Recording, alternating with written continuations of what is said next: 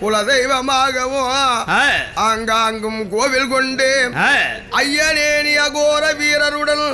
உன் தேவியால் பூரணா பொற்களா தேவியுடன் புனிதமுடன் பூதகணநாதனுடன் ஆனப்புறவி முன்காவல் செய்திட அப்பனே நீ அழகான கோவிலும் மண்டபமும் கொண்டுமே அடியாருக்கு நீ குலதெய்வமான தேவம் அடியாருக்கு குலதெய்வமான தேவா